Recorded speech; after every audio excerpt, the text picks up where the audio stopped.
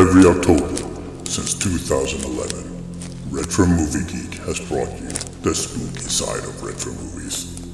And this year is no different. So join us in our perilous search through darkened and abandoned basements for some perhaps less talked about horror movies from the 1980s. But remember, we spoil the hell out of every movie we cover, so consider yourself forewarned.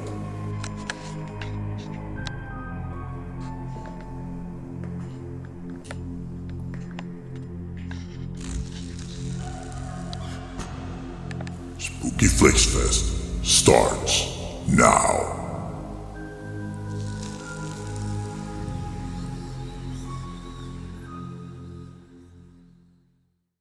Welcome to another Spooky Flix Fest right here on Retro Movie Geek, where we're keeping things creepy, kooky, and spooky all October long. In this episode, we are talking about Fade to Black from 1980. And I am Gil Manjol. It's been a minute since we've done a Retro Movie Geek, to be fair. Yeah. Oh, by the way, we're back. Oh, yeah, we're back. Yay. So I am Gil Manjol. I am joined, as always, by Diabolical Daryl. Is that what we settled on was going to be his name? Yeah, I don't know. You change it sometimes. Devilish. I kind of like Devilish Daryl. That's more fun. Devilish. Double D. Because it sounds kind of playful, but also demonic. It's not like straight up demon. Like, you know what I mean? Like devilish. Lord, I don't get no devil in my house. Don't put that in my house. All right. We'll have to go. Diabolical works too. Diabolical devil. You bring that devil in my house. All right. And of course, hold on. Let's see if I can do this. There it is. Pumpkinhead Peter. He's right down there. Where? There. You're right there. You are. Yeah. Right there. And we are joined in this first of 2024 Spooky Flix Fest episode by none other than Mr. Pumpkin Cinema and Horror Galore himself. Oh, by the way, just so you know, I can literally reach. Hold on. What? Boom. Oh. Horror Galore right there. Boom. Nice. Yes, by the one and only Nathan Tolle. Hello, Mr. Nathan. How are you? Greetings. Thank you so much for having me back. It's always awesome to talk to you guys. Yes, always. And yes. Like I said before, I super approve of the image you have in the back, Creature from the Black Lagoon. Yes, as do I, Gil Manjol. It was spookies until the very last minute. Then it looked kind of distracting because it kept moving. The fonts kept reappearing, and so I wanted something more lower, static and appropriate for this movie. Yeah, and appropriate for the fact that my moniker is Gil Manjol because I live in Florida. I live in the swamp. So, was that the movie where they had the glasses, and if you went and bought the glasses, you can watch it on your TV?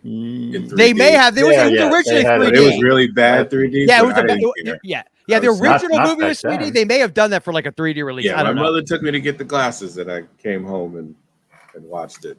Oh, they tried to do it all like as a TV thing. Yeah, it was a TV thing. I vaguely remember that. They would tell you now. Like the hand comes up, and and then you put the glasses on, and then and it was like just blurry. It just was like blurry, and but we were excited. Listen, that was as good as we got. We did that over here too. It was as good as we got. Oh shit, this is not going to work. I'm wondering. So those that are listening, you got to commit, Peter. The episode that you are listening to also has a video version. So if you go over to Mom and Pop Video Shop here on the YouTubes, you could check us out there. The video version. Now, just so we're clear, there will be no masturbation like in that movie. No, Peter, no, none of it, bitch. None of it. The only way that would have been better, Peter, is if you had like gotten something like covered your hand in something, so when you pulled it out, there was just like a splatter effect. Oh, hang on, I'll double dip then. That would be your most viewed video ever, I'm sure. Probably would be, which is sad, isn't it? Probably would. So yeah, we get like a whole 18 views on it. It'd be fantastic. Yeah. All right. So okay, wow, really, Peter. I will dump you from this call so quick. Okay. Stop it. I have pants on. You want me to? No. No. We believe you. We trust you. No. God. So, you're too old to be doing that. Don't do that. Exactly. You'll die. So this is the video version, and I'm going to also do a twofer here. I'm going to answer Peter's question from a message he left me earlier. In the process of doing this video, I'm going to say all the what we're called the regular episodes, which is a regular. Yeah, the regular episodes with the three of us, the three lunkheads, your usual host with a guest, in this case it's Nathan, will be on every Wednesday throughout October. All of the bonus material, which is other people contributing and that kind of thing, a lot of those are actually going to be mostly audio, but we are going to put those on the YouTube channel only. So if you want to hear and or watch those, depending on this video, go on over to Mom and Pop Video Shop and check those out. And be sure to like, share, and subscribe while you're there, because that's what you're supposed to tell people to do, apparently. And do a thumbs up and all that. So all of that out of the way. So that saves me a little bit of work this year. It does, and that was the other. It's that. It also saves me quite a bit of money. And if you see a weird flashing effect on my video, it's because Halloween 3 is on my my 1990 console TV, and it's like flashing. So sorry about that. Where's that? I forgot this, proving I'm really off my game here. So yeah, welcome to Spooky Flix Fest. There it is. Peter. Yes, sir. Do you have a synopsis by chance? Yeah, I do. And this is Retro Movie Geek, right? No. From the back. It is on the back of a box. Yeah. Let's see. Let's see how accurate this is. People used to laugh at Eric Binford. Now, with every performance, he knocks them dead. Ooh, the puns. Eric Binford delivers film cassettes and supplies in Los Angeles, but exists only to see movies and immerse himself in trivia and fantasies about cinematic characters and stars. Frequently bullied and betrayed. Is he really frequently betrayed? Frequently bullied and betrayed, Eric is gripped by homicidal rage and launches a series of grotesque murders, all patterned after characters and incidents from his beloved movies. Okay, fairly accurate. I actually wrote a review of this. I believe you eons did. ago. Yes. Oh. I wanted to bring it. I have the Vinegar Syndrome because it was given to me as a gift from my friend Terry, who I think rightfully thought I had never seen it before. So I have, it's got like a crap ton of extras on it. Like I was telling Nathan, 3 commentaries, a bunch of interviews. It's very cool. So thank you, Terry. Did they talk to Marilyn Monroe? I don't know about that. So we'll go around the horn as we often do here. Let's throw it. Well, let me see. Maybe I'll make that. Hold on. Let me see if I can make that scroll. Rather, there we go. That's better. You haven't done this in a while. The Chiron or whatever they call it. Technology. I know. Welcome to the 1990s. That's right, baby. Yeah. Ooh. I'm assuming none of you can hear the Halloween 3 playing in the background because there's like a lot of Carpenter music, and I don't want to get dinged for copyright or something that's stupid. Meaning, not the music, but meaning because I had the volume up too high on the stupid TV. London Bridge is falling down as public domain. Don't worry. Okay, we're good. We're good. Okay. Oh, that's true. I didn't think know about that. Yeah. Cool. I'm assuming it is. I don't know. I'm fairly sure it is. Yeah. So Nathan's our guest. I'm going to kick it over to Nathan first to put you on the spot. Nathan, when did you first see Fade to Black? Man, I feel like a damn fool because I thought for sure I saw this movie when I was writing Horror Galore and watching kind of obscure horror films like a madman. So I thought I'd seen this, but it turns out I had mistaken it for a 1984, I think it's 1984 slasher called Screenplay. Okay. I got it confused, and so I rewatched this movie last night. Nothing looked familiar, and so I realized my error there. So your first time was last night, then? Last night, yeah. Okay. What about you? When had you seen this before? I first saw this about a week and a half ago when I watched it. I kind of knew that. Yeah, Peter knows all the ones that I have or have not seen from this year. Let's just say it's heavy on the I haven't seen them before. Most of them, I think. Yeah, I think pretty much all of them. Yeah. Yes, But I'm going to keep it in my pocket. My thoughts and feelings about Fade to Black. Yeah, you put it in your pocket. Yeah. Screenplay was also about a man with Hollywood dreams who kind of descends into madness and murder. So it had a very similar. I've heard of Screenplay, but I've never but I've never seen it. Fade to Black is better. Okay. All right. Daryl. Never saw it before. Really? No, I haven't even heard of this before. Okay. You know what? I don't. Probably because it's 1980. I could totally see this. You know that obsession everyone has with like the Grindhouse and 42nd Street and all the movies. I feel like this would be a movie that would have played like one of those kind of semi sleazy. It's not a sleazy movie necessarily, but it just has that. It's got some dirt Yeah. on it. It's a vibe. It's that time period for sure. And again, if you think about it, the movies that we're not going to tell people that we're covering as of yet, or maybe we already have, who knows? Mm-hmm. The ones picked for this year's Spooky Flix Fest, some of them are actually movies that are kind of on the outskirts of the like less remembered. That was ultimately the theme because we couldn't come up with it. We were contemplating just stealing one of your themes, Nathan. They were like, "Well, we'll save that for next year." I only have like 90 to choose from. Yeah, exactly. We said we'll do that for next year. This year we were decided to take it. I'll say low hanging fruit. Just said 80s cultish, mostly forgotten. Yeah, because we never do that. Yeah, never. That's We totally never outside our wheelhouse. Yeah. It kind of also opens up, so we don't have like 5,000 vampire movies and all that. Yes, it gives us more variety, for sure. So Peter, I know this is a pointless question, but I know because I know you saw it before. I guess when did you first see? Let's see. I pulled up my review, and the review posted on August 6th in 2012. So somewhere around there. That was your first time? Yeah. Oh, I figured you saw it. Me too. Earlier than that. I figured you would have saw it, you rented it or something. No, like I've written the review. Apparently, I think it's one of the cover. You remember the cover? You pass it, but you never for some reason rent it. Yeah. And so 2012 will be that's 12 years ago. I think this is one. Yeah, it's one of those reversible covers. This is the one I think everybody. I'm showing it on the video for those. There you go. Yeah, that's a great cover. Yeah, everyone knows that cover. I think that was one that was always at the video store. If you can see it, there it goes. They actually had they did have some problems with copyrights and all that because they couldn't get the Bela Lugosi track. That's kind of what he makes himself up to be, but they couldn't use that. So that's why you see Christopher Lee's, and they got sued by. Oh, damn it, who was it? The one Universal. Hoppling. Yeah, they told them not to use that, but the Hopalong Cassidy thing.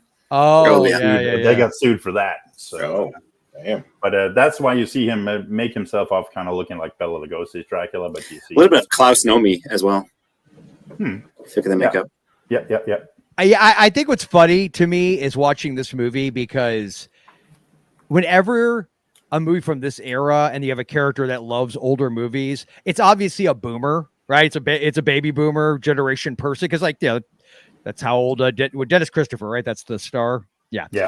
And Dennis Christopher's character, that age, he would absolutely have been a baby boomer. But I always think it's funny because if you think about a lot, not even just horror, but a lot of filmmakers and stories that have to do with anything to do with their like what they grew up with. It's easy to forget. Like for them, right? It's going to be movies from the 40s and 50s because that's their 70s and 80s. It's just weird to think about it that way, but it's basically what it is. So, like in my case, movies basically from every era. Well, yeah, because I grew up in the 80s. Was a fairly young man. The 1880s.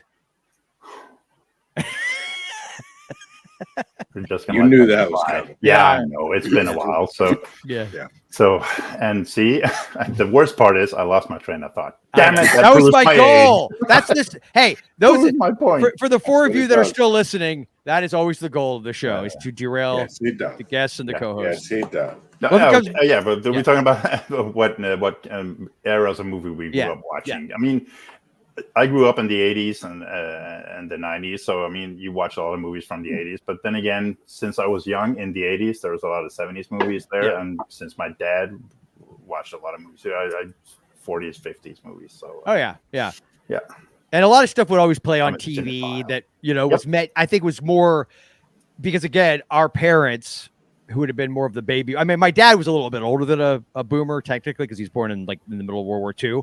But my mom was definitely of that generation. I think obviously a lot of stuff they put on TV is geared towards them because they're the ones with the money and dictating what your family's going to watch and all that kind of stuff. That's how it worked in my house. Yeah. So I just know there was a lot of episodes of like Gilligan's Island and other things that were obviously more geared toward comfort food. Yeah, but that that wasn't obviously of our like what we grew up with it, but like by default, I guess is what I'm trying to say. We didn't really grow up with it. You watched what?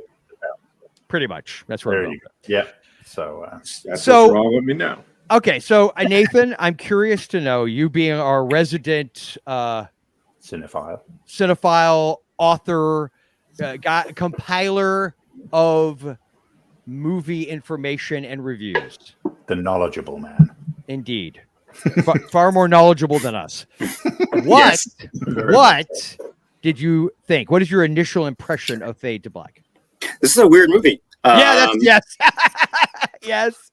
But weird. yeah, I like this film. I think Eric is a very interesting protagonist. I like the fact that he's not.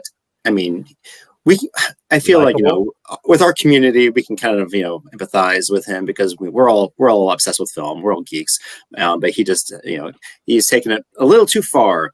And I like the fact that he's not terribly likable, because then it's kind of funny when everybody in the movie kind of calls him names and insults him, and because like at one point I wrote down all the things he's called by various people, by Mickey Rourke and by yeah, so he's called Sella calls him a bird brain, a prostitute calls him numbnuts, a waiter calls him a jerk, and his boss calls him a little bastard. And that's just a few of the examples. Yeah, and they're all true. They're all kind of true. Yeah. Yeah, it kind of reminded me of the boy from The Pit, where he's just, you can't help but kind of laugh along with him. But yeah, and the fact that it kind of takes place in Hollywood, it's interesting because you get to see all these like iconic theaters. And oh yeah, and you can see the marquees with the films like All That Jazz and Kramer versus Kramer being advertised. Yeah, that was it kind of takes you to this very specific era. Yeah, hundreds of movie posters in the background. Yeah, I love that. That was cool. My god, yeah. I'm glad you mentioned that, because like right away, because we get to see where he works, and it's this warehouse for film distribution. Yeah. And so you see posters everywhere, and I think my favorite, of course, was the Tourist Trap. That's right by Mr. Berger, the manager's office. Mm-hmm. The office, which has tons of real cobwebs for some reason. I like that. Yeah, and on his wall, so you had Tourist Trap and Halloween, and of course, I think they're next to each other. Yeah, and this was, if memory serves, I'm gonna go ahead and bring up the IMDb now. Hold on. So that it was why am I it's come on, Peter, work with me here. I don't know what you're getting at. Shipping container. No, not shipping container. You're Erwin Yablans. I was gonna say Mustafa Khan, but I'm like wrong Halloween guy. Yeah, it was Erwin Yablans, the producer of Halloween, was a producer on this, so that's why I presumed that they could show some of the posters and things that they showed without Probably. I guess. Although according to you, Nathan, it sounds like they got almost sued or did get sued for other things. But well, it's for the Hubble and Cassidy, at least they got sued. Okay. But Universal Studios told them no for using footage from the 1931 Dracula. And Eric lives with his aunt Stella, and she used to be kind of a Hollywood darling before a tragedy ruined her career. A tragedy which she blames on Eric, which is one of the reasons why there's so much animosity. By where they live, there's Hollywood memorabilia every nook and cranny of this house. So it's fun to just kind of pause the movie at various points and just admire everything that's in the background. When did he move in with her? Did I catch? I thought he was like 4 years old. Yeah, I thought the mom died in childbirth. Was that what it was? Okay. No, I did not. Did you not catch? Because there was some twist I didn't really get. Because Aunt Stella is his mother. Oh, spoiler! Oh, hold on. We didn't say this at the beginning. Oh yeah, we spoiled it. We spoil the crap out of every movie we cover. Man, you're just losing it.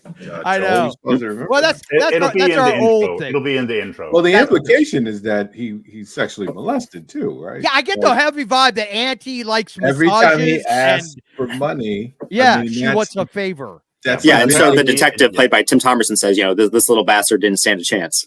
But the officer, Anne Oceanbull, which weird name, she found out that Aunt Stella is actually his mother, and she kind of pretended that she passed away because avoiding a huge scandal or something. with her being pregnant with some, I don't Which- know Yeah. what it is, but Which is so. I mean, look, it's bad enough to have your aunt macking on you, but for love of God, then it turns out it's his mom. So obviously, it's a total Norman Bates thing that they're going Mhm. for. I mean, it's it's scary how of its time it is now, because we have so much in terms, like, fandom is at such a high right now in terms of blurring the lines between what's real and what isn't. Like, people's whole identity is their fandom now, a lot, right? Mhm. Like, we Yeah. got a lot of people looking back at that. And then when you look back at people that are kind of stunted, Mhm. a lot of sexual abuse when they were kids, which Yeah. it seems like happened to him as well. Yeah. And it surprised me that a movie like this, it generally looked like a low budget kind of Mhm. like it was a low budget. having fun, like trying to making fun of having fun with the characters and stuff like that. The nerdy guy turning into a serial killer, kind of. Mhm. But at the same time, there's so much Blood of his weaved victims. into it. Yeah, there's so much reality weaved into it, though, to help Absolutely. that shaped him into. Wow, 1.8 killer. billion was the budget. 1.8 million. Yeah, I'm apparently. surprised So it got that way that it was a much. low budget. Yeah. Yeah. Well, 1.8 million in $1880 is decidedly higher than. Wow. But Wow. your point stands. It's not exactly like it wasn't like an $18 million movie. Right. Nathan, what were you going to say? Oh no, I agree. I totally agree with Daryl. It feels very realistic, and the fact that this was 1980, so it does feel very ahead of its time. Yeah. So it was written and directed by Vernon Zimmerman. Do you know his last credit? What was his last credit? Teen Witch. Oh, He wow. wrote the screenplay. top Yes. that, right? Am I right, Daryl? Top that. You can't top that. By the way, Daryl, He I didn't feel really like do much. just actually. to see how much you could take, I feel like I should have it queued up as a video. The Teen Witch top that rap battle, in white suburbia. You've seen that, right, Daryl? You've seen that, right? Okay, Yes. yeah. Oh, that one. Oh yeah, Yes. Oh, It's awesome. my I'm the God. king, and they know it. Oh, It popped up. It's funny because last week it popped up in my Instagram reel, and I didn't realize it's from this movie. And Oh yeah, Teen Witch. Yeah. Yeah. Until Supersonic, later. idiotic. oh God. Yeah. Yeah. I'm trying Did we to- cover this? But No, Teen Witch. no, Never done no. Teen Witch. We Nope. should have covered this. I feel like No. we should have covered Teen Witch at some Mhm. point. Yes, we should Definitely. cover Well, it. when we Yeah. will revive Retro We will do it. Retro Movie Geek will resurface and we will cover Teen. We Just to do should cover Teen it. Witch. Yeah, Just you gotta one- do Teen Witch. You gotta do Teen Witch. You gotta do Ghost Fever.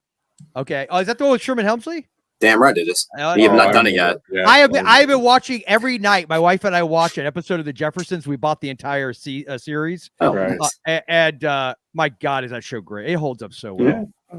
It holds up so freaking well. But I won't go there. I will set that aside. Set it aside. Did you guys have a favorite scene in Fade to Black? So can I just say this about Fade to Black? Hmm. I didn't hate it. It is. I think you know what it is. I think I thought it was going to be more on the slashery side of things than it was. no. And it's more like a character study thriller drama. because let's be honest. There's most of the kills in this are borderline accidental that he just kind of is involved in some way. He's more that's why it's more realistic because Yeah, he's it more is. like an incel. But Like, I thought I went in thinking, Oh, except for the Hopalong Cassidy thing.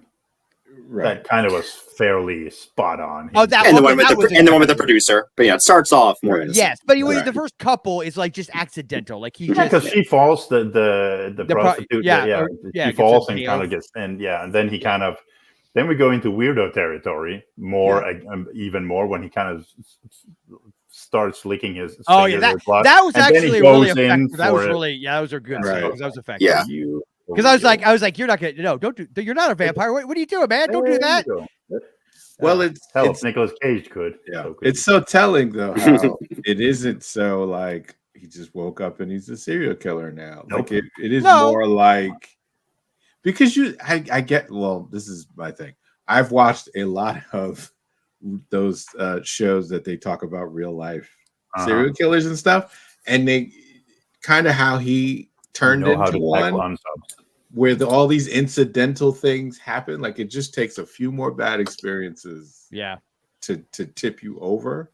But a lot of it, but the pieces are there, right? The soup is there. You've been molested. You've been probably abused. Well, definitely emotional abuse. There's a lot of emotional. Oh, mental. I mean, when you kind of see him where I suppose where he actually breaks is when the aunt comes in and kind of knocks over his movie projector. That's kind of where it takes a turn, and then kind of when he rolls through. Because there's the thing, like people, like a lot of times these people that kind of snap, they fixate on things, right? And they're obsessive, they're obsessive about it to the point where once you start to mess with that you or take it away, you threaten to be taken away from them. That's the thing that just kind of just snaps.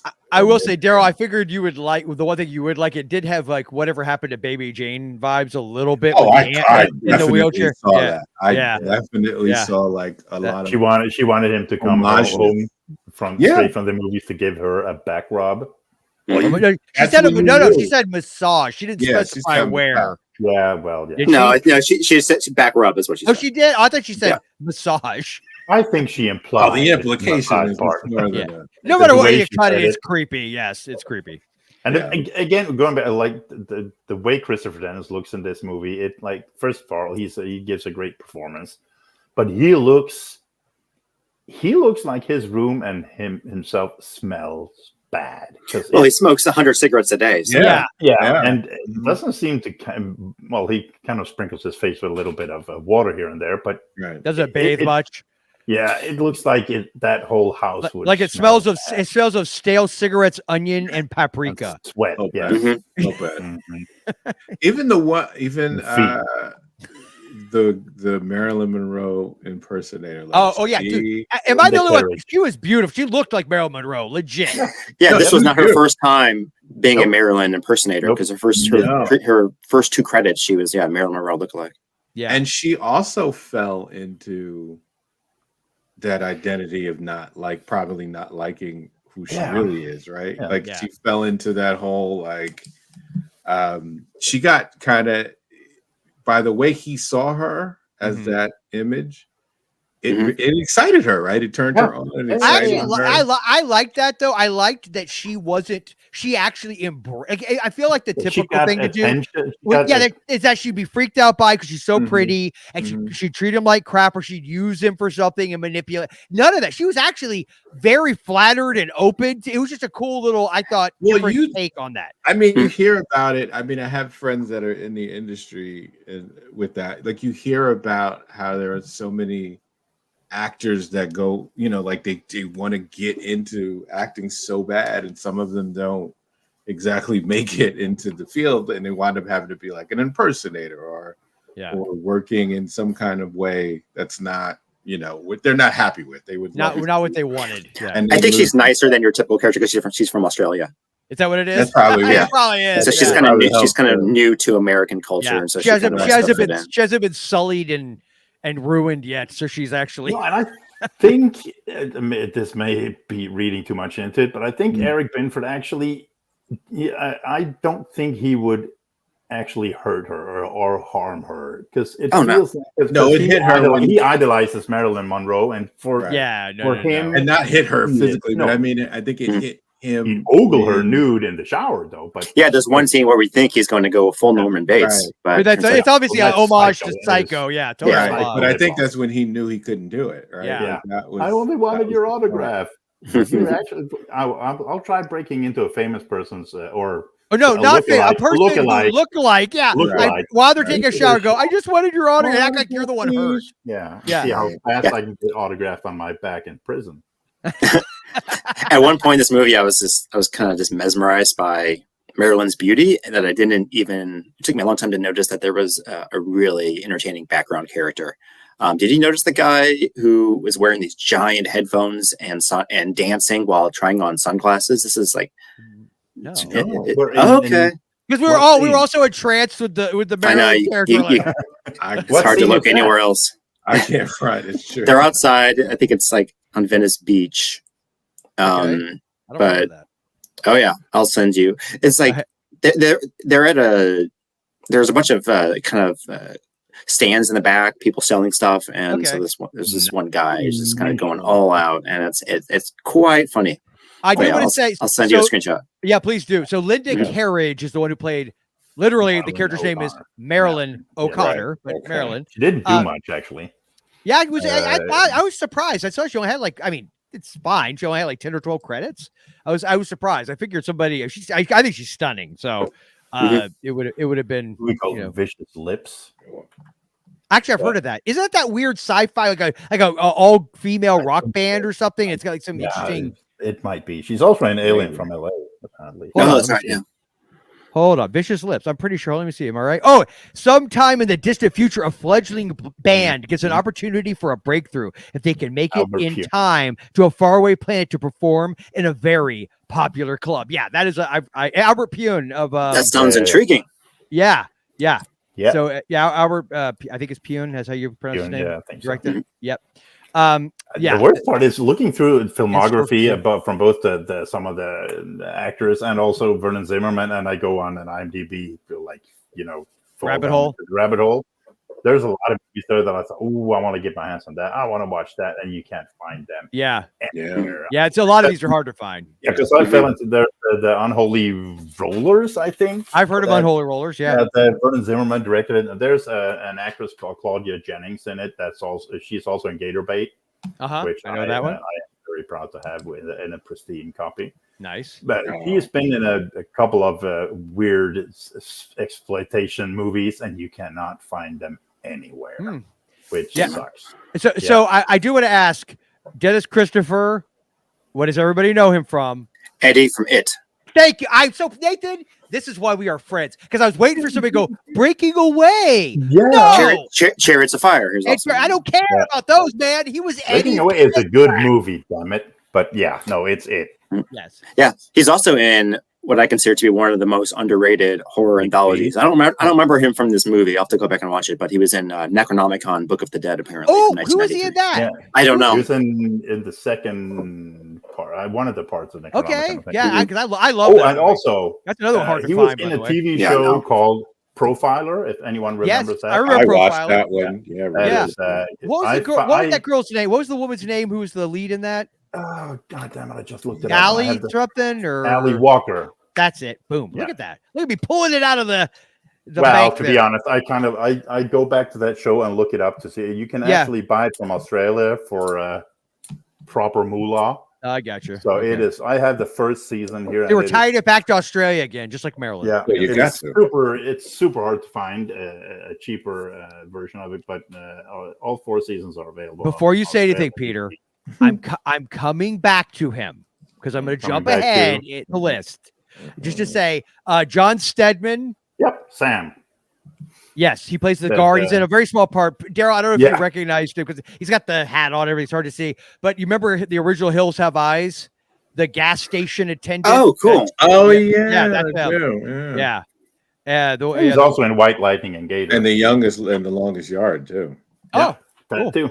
Yep. Yeah. And of course, Mickey Rourke. I mean, I feel like everyone knows who Mickey Rourke is. Well, yeah, he was a douche in this one, but still. And Peter Horton from 30-something. I recognize. I knew him, which I watched as well. So. I did not, because when it came out, I was not 30-something. I was like 12, but I am familiar with the show. You know, Gwyn Guilford, who plays the officer Anne in this one. Yeah. They kind of had to shoot in various angles because she was pregnant at the time. Oh, really? You know who? Yeah. Do you know who she was pregnant with? No. Chris Pine. Yeah. What? Yeah. It's a crazy bit of trivia. So that's Chris Pine's. That's Chris Pine's mom. Yep. Holy crap! I had no idea. So she jumped into bed with Tim Thomas and so wait a minute. And all. Do you think that's a weird moment when your mom's? I mean, it's not like full nude, but there's a little bit of boobage from mom in the with scene. You in her belly. Yeah, with you in her like that. I feel like that would kind of cheese me out a little bit. Yeah, like, it is kind of. Yeah, mom. Okay. Really? Mom, I was in there. Well, I'm a friend. A friend of mine banged Chris Pine. Even weirder. is, I know that scene you're talking about where she shows a little bit of nudity, but the weirdest part about that scene, this is, she's just been making love with Tim Thomerson. Yes, which I'm I was so happy to see him. Yes.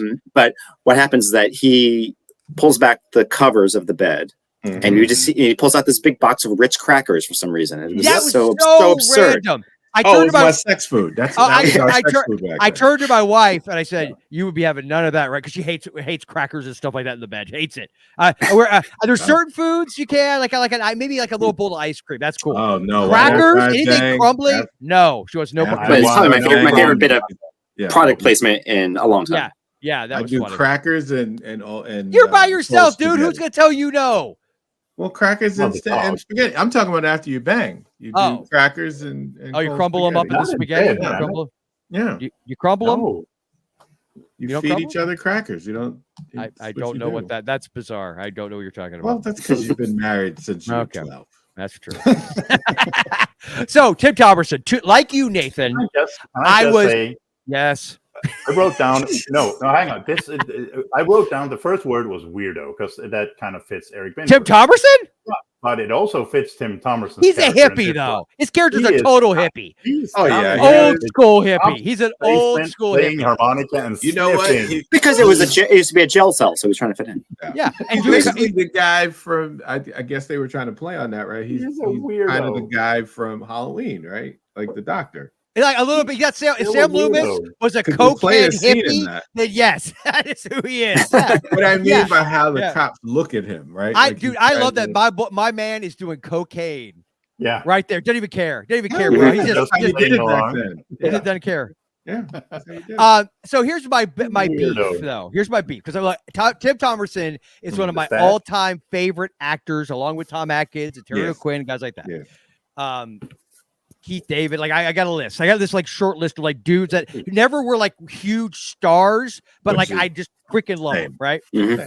So Tim Thomerson's up there. Love the guy. Love Trancers. Love Dollman. Love all of it. I have multiple. In fact, literally yesterday we were at a used bookstore and they had a 3-pack of Trancers 1, 2, and 3 on DVD, which I already own in multiple formats. Bought them anyway. Of course you did. $2. Of course I'm going to buy them. It's like Michael Ironside as well. Michael Ironside, another great one. Fantastic. Absolutely. Yes. But Clancy Brown. Yes. Well, that's Clancy Brown too. Stop. I can't help it, man. I'm sorry. There's a lot. 2 hours later. We're still mentioning 2 hours later. But here's my problem. Okay. Here's my problem. Where's your problem?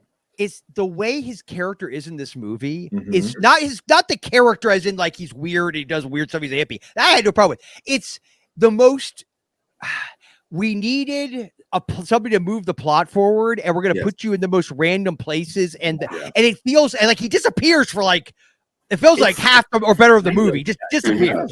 Side story you don't. Yeah, it feels plugged in. They realized they didn't have enough to finish the movie, right. So what, we need a subplot. This was almost 2 hours long, and they had to cut down 20 minutes. Well, I'm saying it felt like something you would have inserted in. It's like two different. It feels like different movies. Yeah, it's just weird. And this is also this is a writing thing, and I know I could be a bitch about this, but no, I know. But what bugged me is that whole thing where you have, and I understand sometimes you just got to do it. I accept this. I get it. But for instance, Marilyn walking through a park or beach or wherever they're at. Sees a board that a guy is taking photographs and is looking for a Marilyn look. Did it say Marilyn or just a celebrity lookalike? It said Marilyn lookalike, didn't it? Did it specifically say a Marilyn lookalike? Yeah, I think so. And so what I'm getting at is Eric basically needed for her to come across this board. He needed her to see it and know that she would be like, oh, I'm so vain and narcissistic or need a job. I will contact this person. And then he needed to hope she'd come by herself so that his entire plan works. Because at any point, if she says, doesn't show up for that day, or a bunch of other people show up, or any number of variables could have made that. And that's just one example of how things in this movie happen to push the plot in the direction they needed to go. And they kind of didn't need to do it. They could have just said that he could have just made up with her. Right. Or something, yeah. Yeah, he used a lot of his inheritance money to come up with that fake business. Yeah. He really did.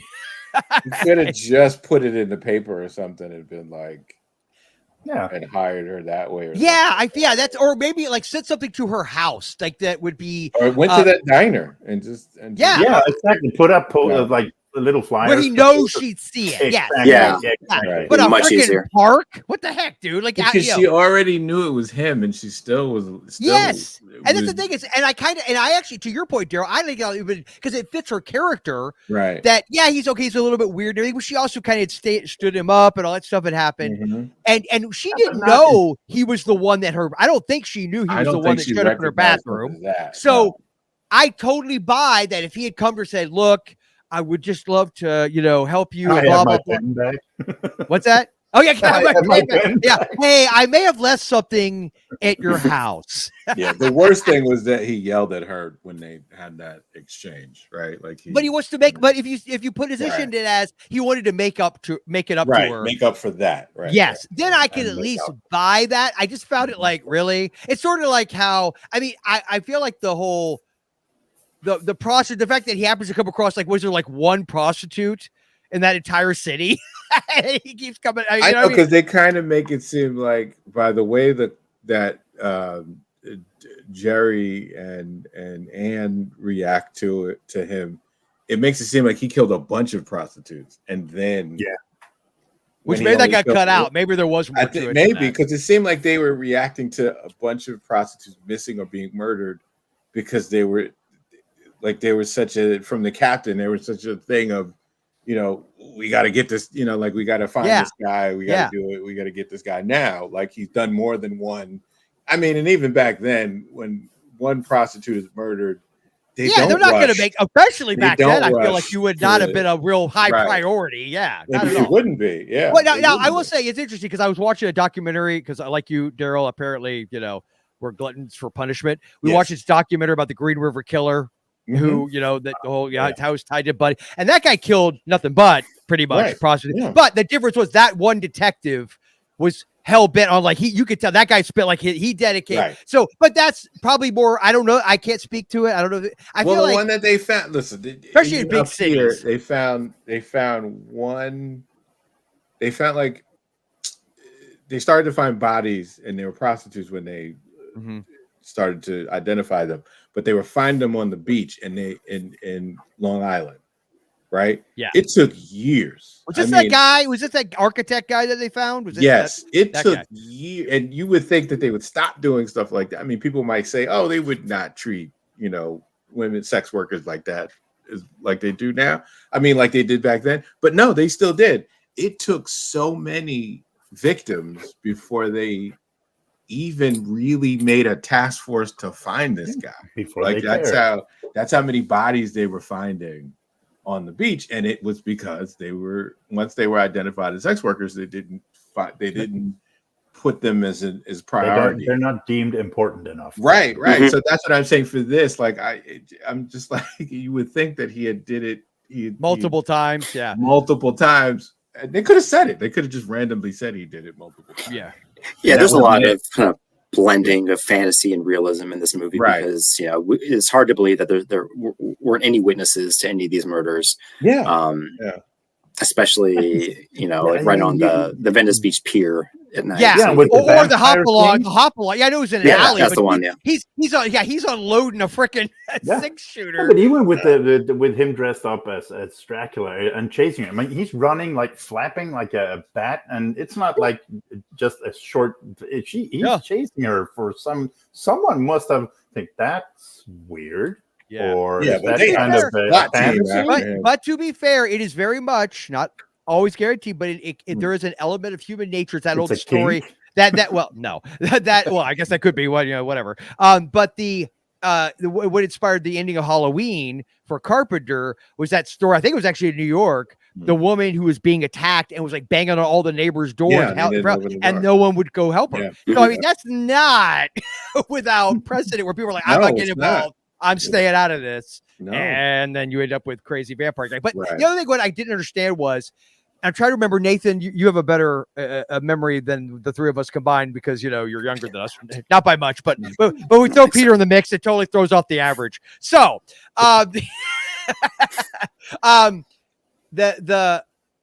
I'm trying to remember. Did they drew a pair? So after the prostitute, it's Mhm. the alleyway shooting, right? Why is it exactly without witnesses? Because presumably, to our knowledge, there's no witnesses. They made a connect because certainly they act like Tom Thomerson. That's what I'm saying. Yeah. He's like, But he well, must have- a kid. I think it's because it happened.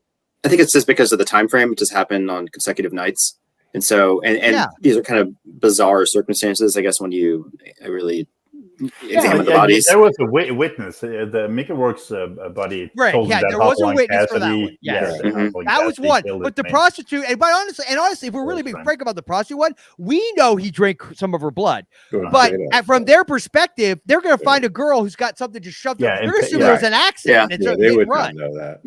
Yeah, like a hit and run type of thing. Or because you're right. Because with Tim Thomerson's character, we know that he specializes in kind of connecting what like current media trends are with TV and film and into like, human behavior. And so he's kind of thinking that that certain things are inappropriate for audiences, and so he's trying to figure out if this is connected to the murders. Like, is somebody just watching the wrong things? Yeah. Now I will say what I like a lot, and this kind of I know Craven had nothing to do with this movie, but it felt very Craven-esque to me to have that theme of the idea of movies making people commit violent acts, because in 1980 that's where slashers are starting to really I don't know if they haven't peaked yet, I don't think, but they're getting like we're now into the slasher boom. And you've had I Spit on Your Grave had come out, that Siskel and Ebert. Actually, I just watched a great documentary, it's on Tubi, called Growing Up with I Spit on Your Grave. Mir Zarki's son directed it. Really great. It's shockingly tame considering the subject matter. But yeah, it's interesting because I forgot to what degree Siskel and Ebert went out of their way to like destroy that movie. What were you gonna say, Nathan? Ebert liked this one though. He gave Fade to Black 3 stars. Yeah. Oh no, there's one that makes some sense. So Ebert also liked Last House on the Left. So go fig. Yeah. Apparently, if you could justify things and say, "Oh, I was inspired by a Bergman film," then apparently it was okay to make a rape revenge movie.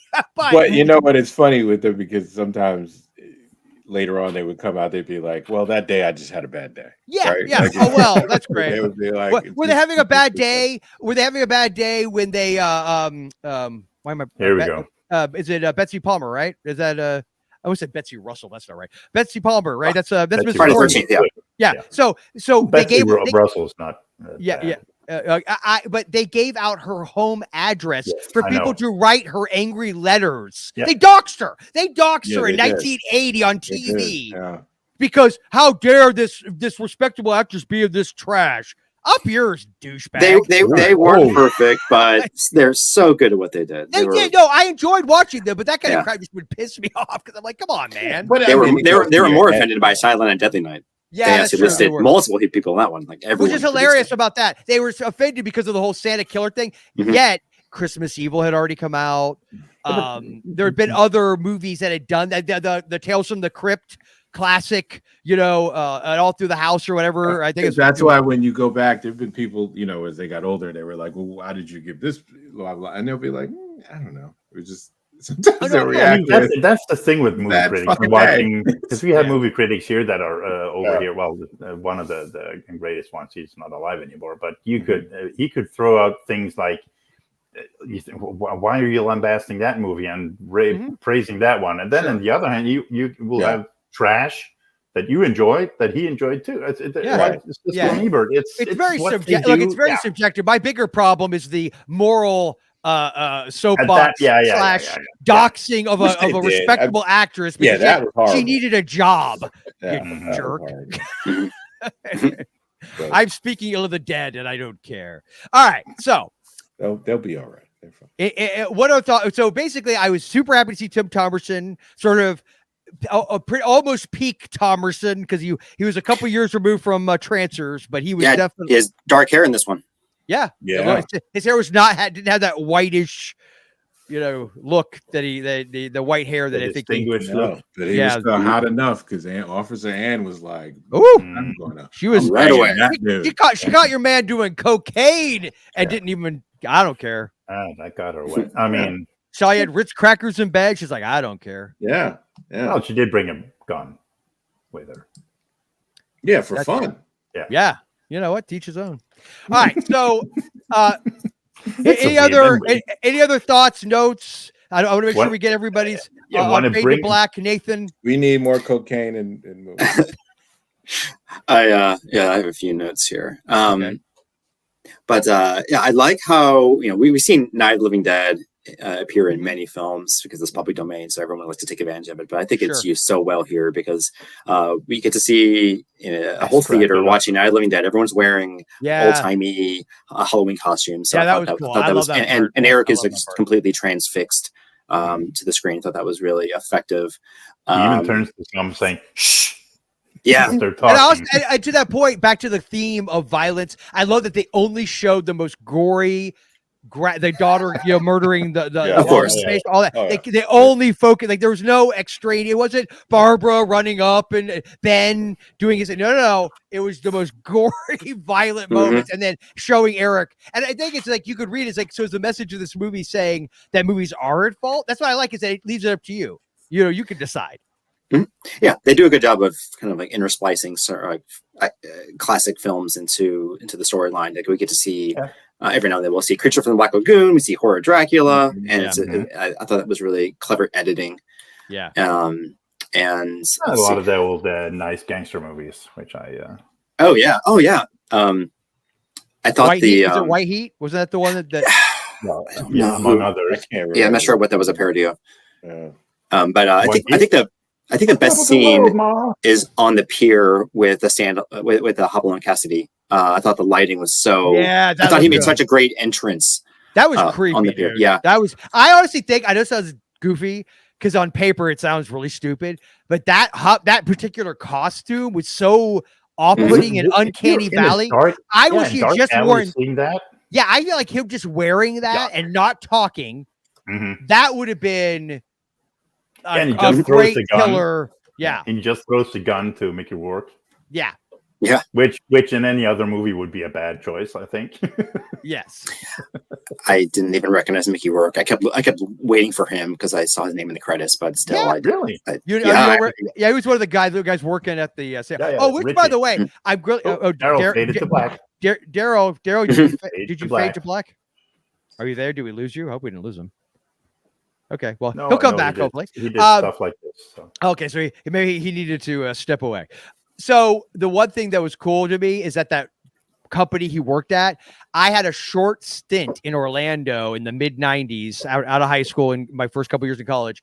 I interned at a place called Continental Film Lab, and they would do like telecine and coloring and process film for a lot of Hollywood. So like that, they had posters up like all in the hallways. It was one of those kind of joints, and then the back warehouse was it was like in this movie, just felt like it went on forever. Like it was kind of like a little mini version of the ending of Raiders of the Lost Ark, of just cans and cans. In fact, one of my favorite moments was I found when I was going through, they had me, some of my jobs that I have to do is I have to move cans from one side of the warehouse to the other, dumb crap like that. But I noticed they needed you to just do something. Pretty much. It was Ilsa, one of the oil sheiks one. I like the actual cans of.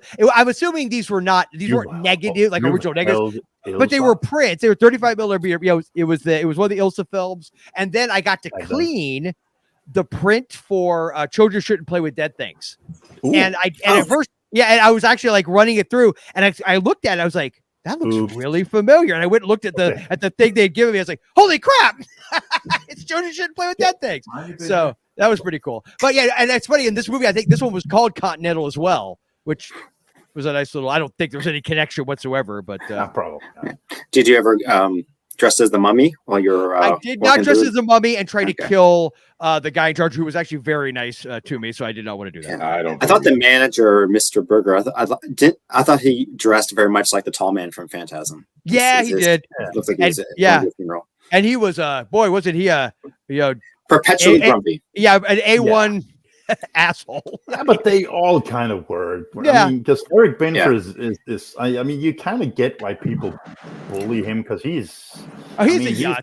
He kind of uses trivia questions to kind of like antagonize people and kind of make himself feel superior. Yeah. Which, by the way, as a fellow geek, I think we can all acknowledge that happens.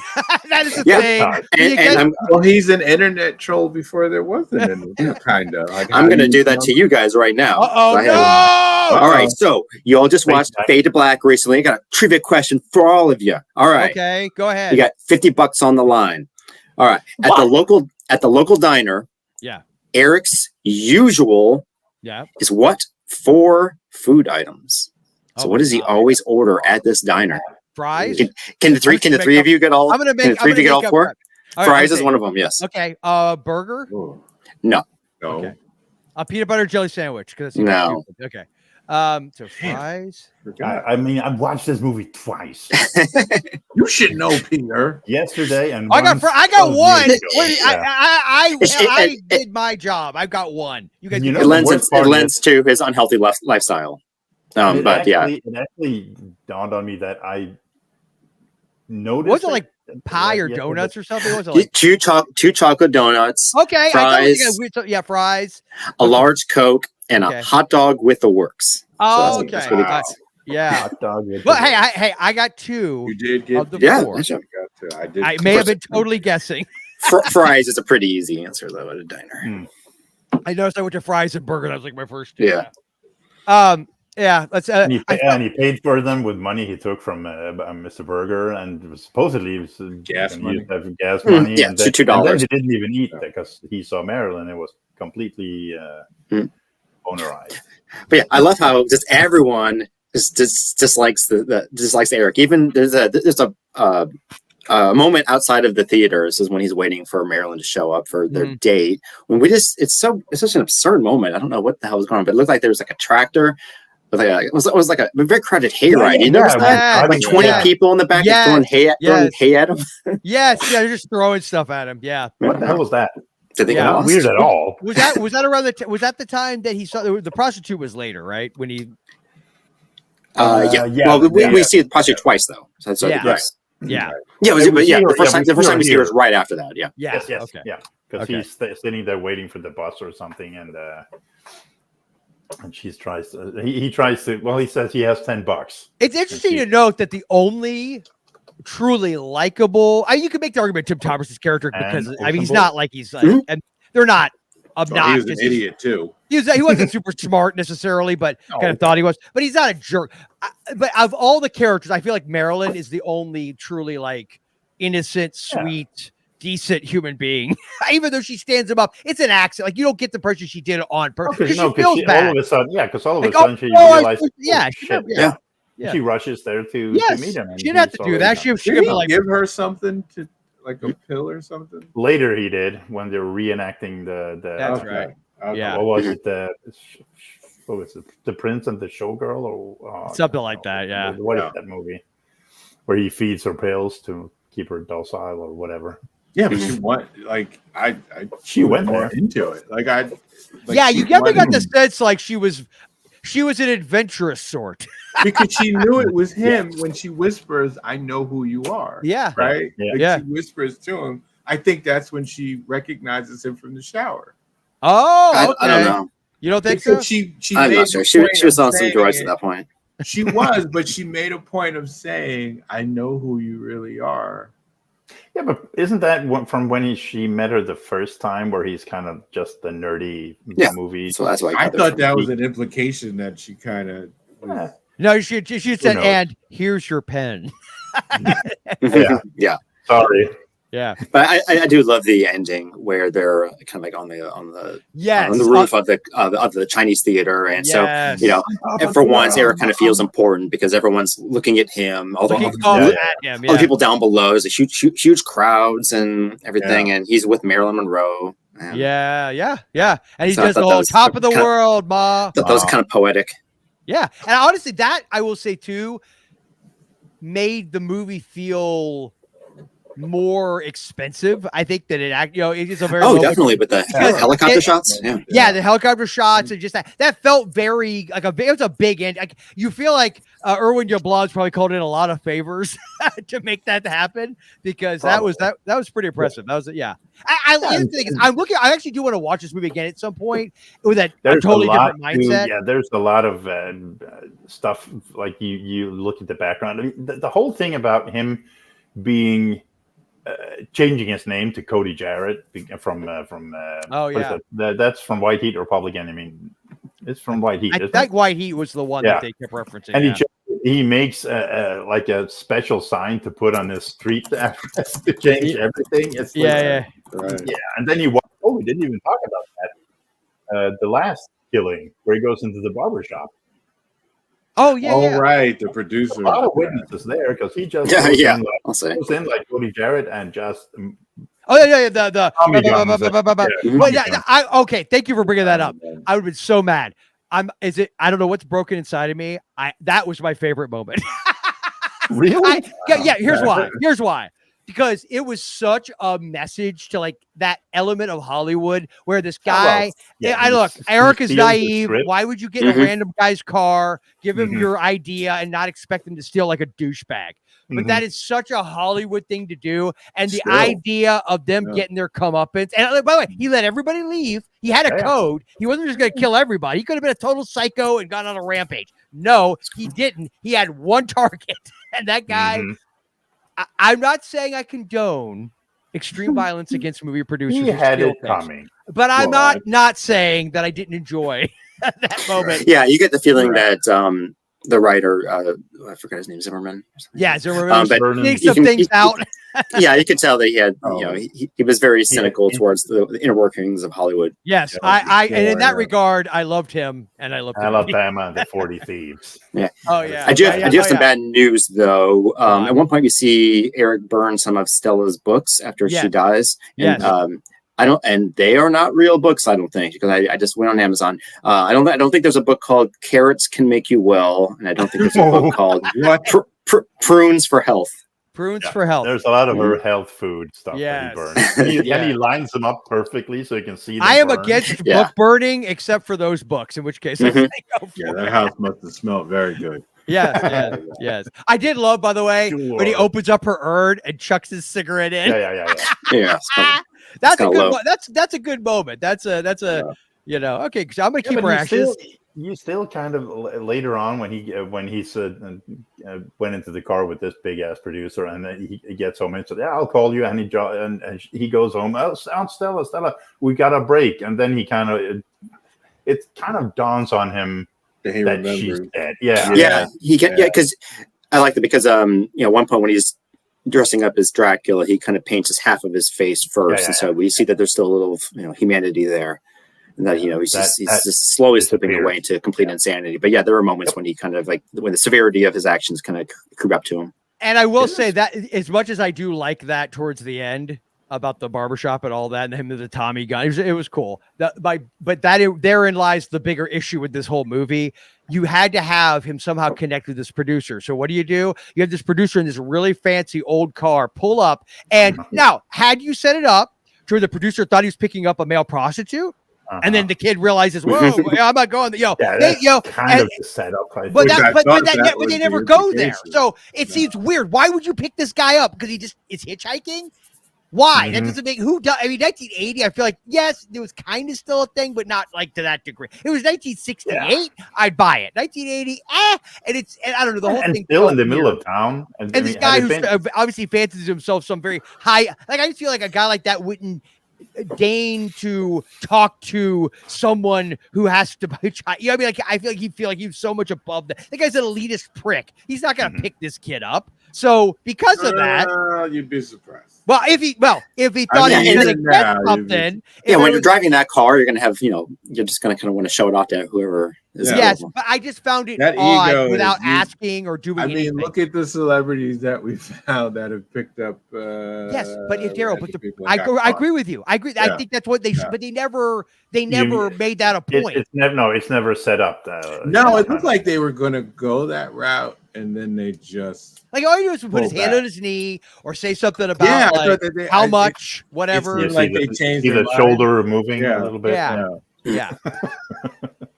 Because it made sense of that, like it would have added to him trying to ignore him, like he wasn't like you Yeah, never seen. because you don't take him serious. Yeah. Right. Get your head out of It my would've head. added to And then that. maybe as the kid starts talking about this idea, he Yeah, like right. realizes that's actually a good idea and decides, oh yeah, okay, and he drops him off, Exactly. you know, and then Yeah. at least that would have felt a little bit more like Yeah. like oh, a character Yeah. made this choice to do, but otherwise you've got a character just driving Could have along. been something cut too. I mean, Yeah, we don't that know. is fair. Yeah, that's a good That point. could have been Fair cut. enough. That is fair. But yeah. So anybody else have any other thoughts, notes before we say what our final feelings are? Oh boy. Go ahead, Nathan. Nate. Nathan, Go I for feel it. like you've got something. I have one Yeah. last thing. Okay, do Uh, it. Go for I it. like to. I always like to find funny names in credits in Mhm. movies, and so I was hoping to find at least one really funny name in the credits of this one. There are two contenders. Let's see what you guys think of it. Which one's Anita? which one is a sillier name? We have either the electrician, whose name is Alton Walpole. Yeah. It's kind of silly name, but I think the best one is the sound editor. His name is Jack Cheap. Jack what? Cheap. Yeah. Jack Cheap. Oh, Jack CHEAP. Cheap. Jack Oh. Cheap. I think Yeah. that's I am correct. sure he never gets any, or he never got any jokes No. No. of his name. No. Yeah. Well, I found here's another one. The casting one is called Fern Champion. Ooh, I didn't notice that one. That's Fern. Yeah, that's Fern the winner. Champion. That's I gotta say that might be the winner. Wow. Good job, Fern Peter. Champion. Oh. Jack Cheap is good because it has potential. Because every Fern time you go out to Champion. lunch with him, Mhm. and he's like, and everyone like turns to him like, is he gonna pay? No, you know, Jack Cheap. Yeah, Mhm. he probably heard that a bunch of times. Oh, I guarantee you hear Oh, it I'm sure. every day of his life. I hope we don't. Well, I hope we don't find an old article. Oh, look, Jack Actually, Cheap I killed just himself. looked it up. He actually only lived to be 33 years old. Oh, Jack Cheap. Dang. Yeah, and it was If he killed himself, he actually self-deleted. Oh wow. No, I'm just kidding. I made it. I You're made kidding. all that. yeah. I totally made all I that. believed you. You son of a I made bitch. all that up. I made all that up. You- Oh, Yeah. you blah, blah, I blah. kid. Poor Because you know, guy. there's nothing funnier than making jokes about. Dark humor. so what would be your My personal. one to 5 star rating for this movie? Uh, I don't like I'd give it a for me. Because he loved it. No, I give it like a 2.5. Like I didn't hate it, The but I middle feel of like I the need to see it again. And I definitely want to watch some of the extras because sometimes that'll enhance my. Because I feel like by the very default that Tim Thomerson's in it at all, it's going to immediately get like at least 2 stars. Oh, I'm yeah. pushing to 3. So again, I didn't dislike it, but especially with the whole mom and pop video shop, our rating of 1 to 5 tapes. 1 tape is like you would have you would watched it, started whatever. Like, oh my god, it sucks. Going back and ask for your money back, or like you want to change it for something else. 2 tapes means you would have probably watched it and then gone back that same weekend and picked something else out just because you feel like, I really would like to have something I actually really enjoyed. 3 tapes is you keep it for the full duration, you rented it, you returned it, all good. 4, you kept it out and were willing to pay a fine because you liked it that much. And 5 is you would be willing to steal that tape and keep it at home and claim you lost it and pay the $85 or $100 to replace it. That's how good it is to you. So any of you ever had the energy to actually go back? If you're, this movie's bad. I okay, want and another if one. I'm following my own rule, I would make this a 3 taper. Like I would have probably kept it for the. I don't know that I watched it more than once. Yeah, I'm not. but I would have kept it I'm for not the going weekend. back. I I go would've- watch the movie and then. Yeah, I I don't want take to that taken it back and be like, oh, I mean, back then I maybe have done it. Now I'm lazy and old. well, back we then. can only go based on today. Yeah. So for me, it's a Yeah. 3 taper. What about you, Nathan? I'll go 3.5. Okay. Okay. All right. Before we enough. go, I just want this. We actually have a James Bond connection in this one. What is the James Bond Yeah. connection? Norman Burton, who plays Marty Berger, that's the burger, that's the boss, right? Okay. Yes. He played Felix Leiter in Diamonds Are Forever. Oh. Oh, wow. Okay. Yeah, The CIA, Felix. the one that goes from being either a Caucasian dude to an African American dude. Happens Yeah. all- What's his name? Jeffrey. He was in. Oh, come on, dude. God, You got dang it, I this. hate getting You old. got this. You got this. Hold on. Sorry, It was I can't do he was in the Batman. The Batman as Gordon. What's his that. name? And he was also in a fantastic movie. If you haven't seen it, it's a new movie. It came out this last year. Oh, I know what you're talking about. Jeffrey Wright. Is yes, it Jeff? Jeffrey Is Wright. that it? Okay, Yeah, hold on. He's one of my people. Yeah, oh, he is a great actor. You mean one of your people meaning he's a great actor? Well, that too. Yeah, he was also in American Fiction, which you have not seen it. It is fantastic. Highly recommend American Fiction. But anyway, he's a great actor. I love him. So I think he's actually probably a better Felix. I talk to him in The Shining all the time. But all of that being said, what about you, Daryl? How many tapes, since we're on the Mom and Pop Video Shop channel as well? I wouldn't give it back. I would say 3 because it surprised me. Like the beginning of the movie, I thought it was going to be terrible. Okay, completely terrible. But it surprised me how just realistic it is, and it still holds up. I know I'm ahead of the game on this, but it still kind of holds up a lot to today, where how people are with fandom, how people are with their self-image, how people are with not being able to discern what is reality from fantasy, reality and what is real. Yeah, I mean, it surprised me how much this is ahead of its time. Because Tim Thomerson's character recognizes this fairly early on, that Eric Binford needs help. Yeah, I mean, he needs help. Yeah, right. I did like that too. That they didn't just sort of dismissively, oh, he's a psycho. Blah. There was a sense of like, this is a sick kid and he needs somebody to help him. Yeah, like Daryl said, it feels very realistic in that way because you slowly. It's not like he just snaps like that. You kind of see it. And it just gets worse and worse and worse until he's completely gone at the end, which is kind of fitting with the title, "Fade to Black." He's fading to black. Yeah. So, what about you, Peter? How many tapes? God, I love with the ratings. I know. I hate ratings too. If I'm being honest, it's not a Shakespearean what? At all. And shut your mouth. I don't know. It's. I'll something between 3 and 4, 3.5, I suppose. Because Nathan went 3.5. Yeah, because I mean, you need to kind of watch it more times because there's a lot of stuff going. If you're a movie buff and cinephile, it's fun to see all the stuff in the background and all the quotes and everything, and recognize that. But also, the interesting part of this is Dennis Christopher's portrayal of Eric Binford. You kind of, when you get to the cops, it's like, okay, let's get this over with, because and they just, it's almost like it's a more light-hearted, I don't know, with the movie. It goes into light territory, and then we go back to the dark world of Eric Binford, which is kind of more interesting.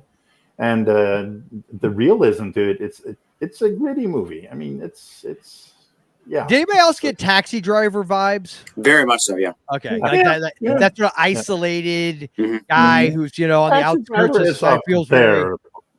Taxi Driver is a much higher. Yes, obviously, but I'm just saying the character and the sort of obsession with a woman, all that. There's a lot of parallel. Not being able to fit into society too. Exactly. Movies. I mean, obviously, in Travis Bickle's case, it's mostly porn, but he's still, obsessed with movies. I could have dealt without that scene, but sure you could.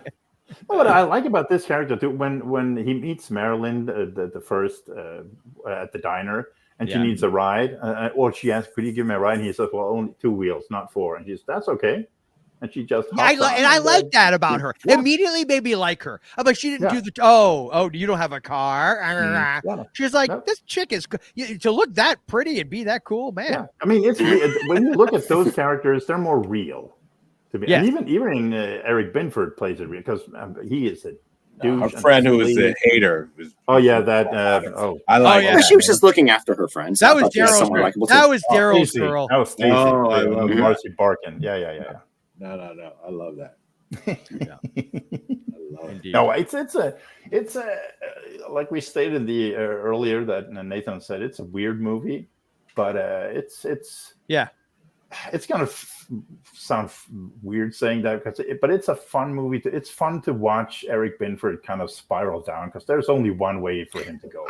This movie could have been a huge downer. With a slightly bit of a tonal shift and this aspect of the main character, but I thought it was the kind of movie you can do now more than anything. I think if you were going to do it now, it would just be so unbelievably depressing. You would never want to watch it again. But I think Fade to Black has some fun parts. It reminds me of the Joker too, the Joaquin Phoenix. Yeah. Yeah. Yeah, but I think people, you know what the thing is though, right? I think. Whoa, Not now, Daryl. doggy. Not now. I think that I think it hits too close to home for people.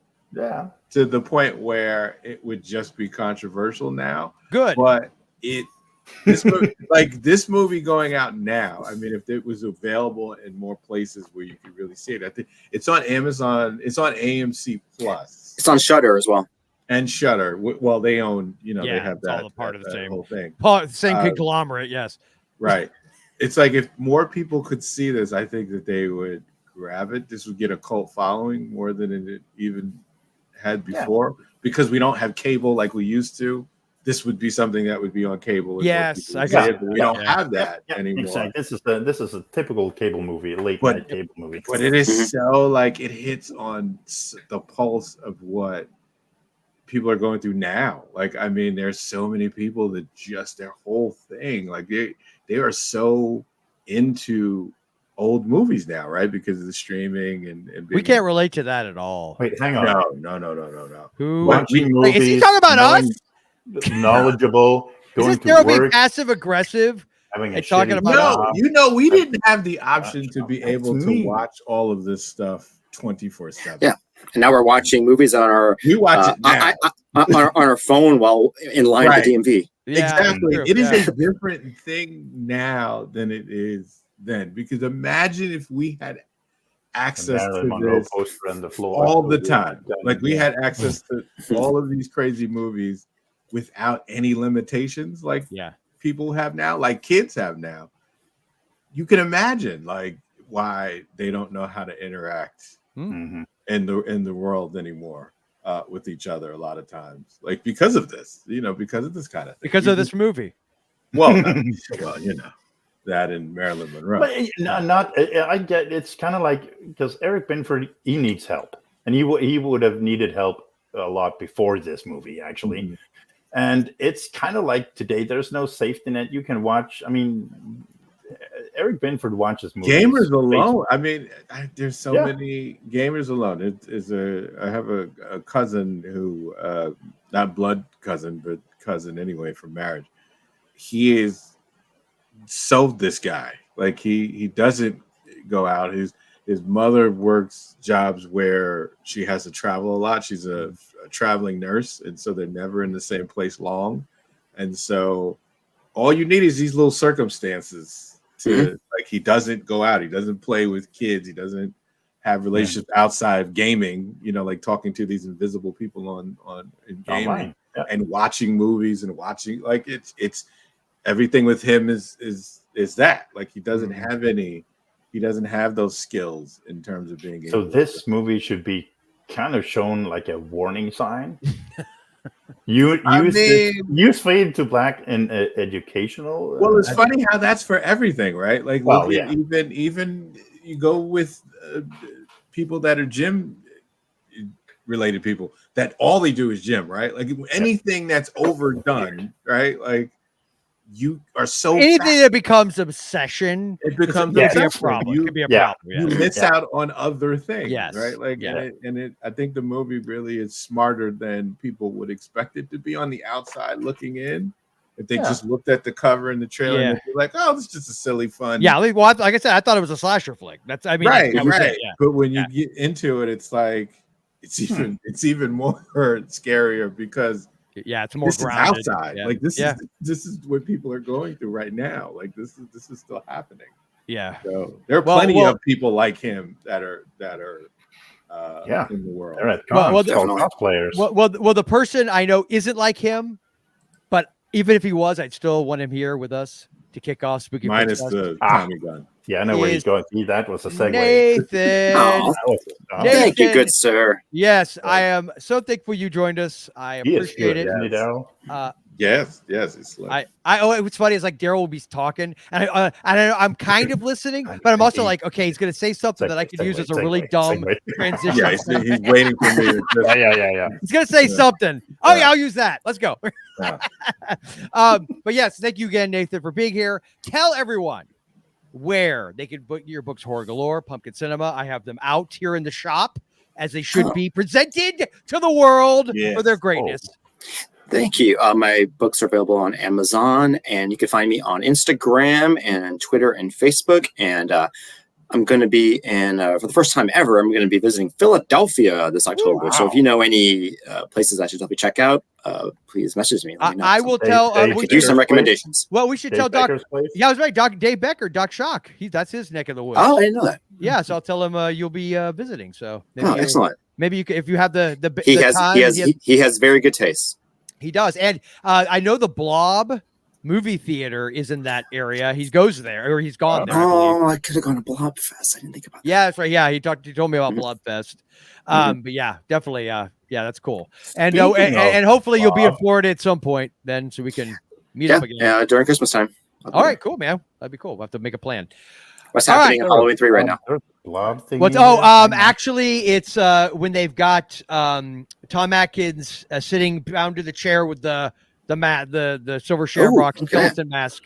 And You're almost done. you probably the family just got killed, so I don't know if you guys could see like the strobing light. No. Yeah. But yes, they're making him watch Halloween tied to the chair. Yeah. So that's what's happening right now in Halloween 3 for those Such a that good want movie. to. Yeah, it's great. I love Halloween 3 so much. Yes. So Daryl, It was young man, Binford Yes. that had a blob. where connection. can they find you? You can find me on Talking Movies and TV on Nothing's On podcast. You can also find me talking comics on DC All Stars and Gotham by Geeks as well. Cool. Find me there. Cool. That's And Walking Dead TV podcast. We do that as well. Okay. Peter. Have you been scaling down, Daryl? Yeah, he's only got like 6,492. A little bit. I need naps now. And Oh, okay. Age. Naps are nice. So naps yes, mandatory. speaking of age, Peter, Oof. where I kind of walked into that. you since I did? can't see As soon as anything. you said it, I'm like, I know what I'm using. Peter, take that arrow out of your chest. where can they find you? my Well, friend? here on Retro Movie Geek again, and then you can go to there on the tube and watch myself and Joel and the wonderful Allison talk about TV movies, Yep. horror and suspense. No Lifetime movies here yet. Well, except for the Well, they occasional are. Susan Lucci. Yeah, well, and Lifetime movies can. And be some scary, Lifetime so, movies I like. We have established this. Yes. Yeah, and The some ones of with like it's- anything involving like a psycho family member or a stalking situation. You're all in. Especially Yeah. if they're from the years of like 1985-ish to like 1995, 96. Anything in that window. we I'm may down stumble for it. upon I'm those. down for One never knows. Yeah. So I that's am basically where you can find me. And then we were supposed to record with Hugh during the summer, but then life gets in the way. So I know. indeed. Yeah, I but will. we were terrible. We were supposed to do that too. yeah, I know we were supposed to do something too, but Slackers. There's still time. I know. There's still we were time, so Daryl. bad. We were so bad. Still Well, we're time. doing this, and that's what matters. So to me, at any rate. Well, yeah. So, I'm glad we're All doing it. about you, huh? It's Joe? always about me, Daryl. I'm surprised you can even see us. There should be an image of just Joel and just our, a vo- our, and I our said- voices. hold on, hold on, wait. Here we go. Ready? There we go. So I can be found. Relevant. Oh my god. Yeah, I can be found, of course, on Retro Movie Geek at Mom and Pop Video Shop here. If you're watching the YouTube channel, What which actually is it's that been- on your finger? Oh, it's a rubber band. I'm like, Okay. I'm Like nervously. We were talking I about found weed it, and substances I'm before doing this. offline. Yeah, no. So yes, also, of course, Jay the Dead's new horror movies. Dave Becker and I recently recorded a Horror Lagoon, a shot on video classic, The Zombie Army, for 1989 or 90 is when I think technically got Oh, released. yeah, or I think 90, you mentioned this 90 or 91. It's that's a fun one. So be sure to check that out. And I think that's pretty much it. And any final words, spooky words, I mean. Oh, well. I don't know. You kind of. God, how long we haven't we don't do this for a few months, and you guys don't even remember how we Well, ended you stupid should show. do this ahead of time so we know we're old. We're not that On fat. top of you, Ma. Oh, whoa! What? Whoa. That was Spooky. spooky. That was There you go. creepy. Dark humor Whoa. Let's go and eat some Ritz crackers. In bed with a gun. with a gun. After we do With it. your ass. I mean, Thank you for listening. Get all the spookiness you can handle this October by subscribing to Mom and Pop Video Shop on YouTube. You can also find Retro Movie Geek on Spotify, Apple, or wherever you dig up your podcasts. The eerie music you heard at the beginning and end of this episode was provided courtesy of Ed and Gavin and their band Midnight Syndicate. We want to thank them for the use of music from their album, The Brimstone Club. Want to sink your unkept and bloody claws into this and all of Midnight Syndicate's beautifully macabre music? Then go to midnightsyndicate.com. And remember, spooky is as spooky does.